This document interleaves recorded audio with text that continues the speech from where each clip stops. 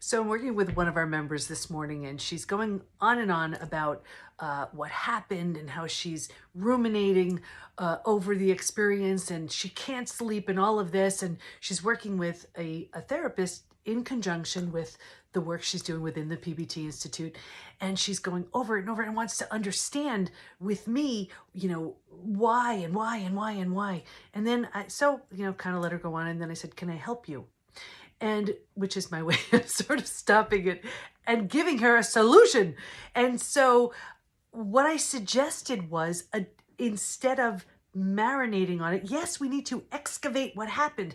But then what happens is, if that's all we're doing, we get stuck. So I gave her a strategy to move forward, and it was actually something to help her sleep. Because when we have 5, 6, 7, 8 hours of sleep, and all we're doing is marinating on the last thought we had, that's what we're pouring into us. Instead, how about if we have something more positive, more uplifting, something that she can trust and feel safe listening to, like, let's say, an audiobook, spiritual audiobook, something just religious, if that's your, if you're religious, something that you feel safe and comfortable listening to all night long, so that you have 5, 6, 7, 8 hours to marinate on that. And then over the next couple of weeks, what happens is you just find, wow, you know what? And these thoughts come in, and you realize that you haven't spent those hours on the negative. Instead, you're flooding yourself with something more helpful, more healing. It's like, you may have heard that dirty cup analogy where there's just dirty water. And if you pour clean water in,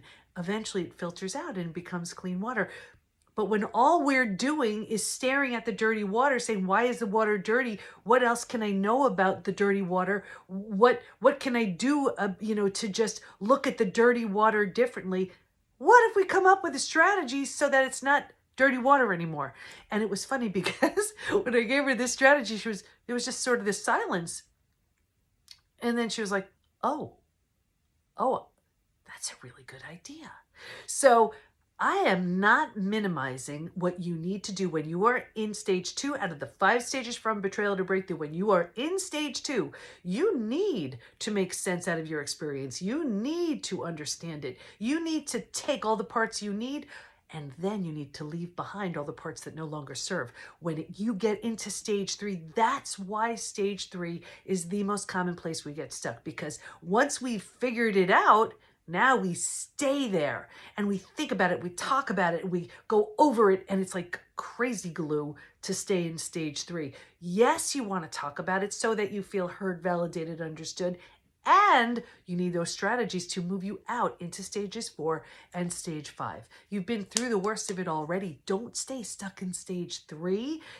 Transformation is waiting for you, and it's not going to happen if all you're doing is staring at the dirty cup. You need to flood it with the clean water so that you move to stages 4 and 5 and live the life that you deserve after maybe the most challenging experience you've ever felt. So I get how painful it is. I've been there. I also know how great it feels to be in stage 5. It's nothing you can't do. There's a roadmap. It's the 5 stages from betrayal to breakthrough. Don't stay stuck. Staying stuck is a choice. I hope that helps.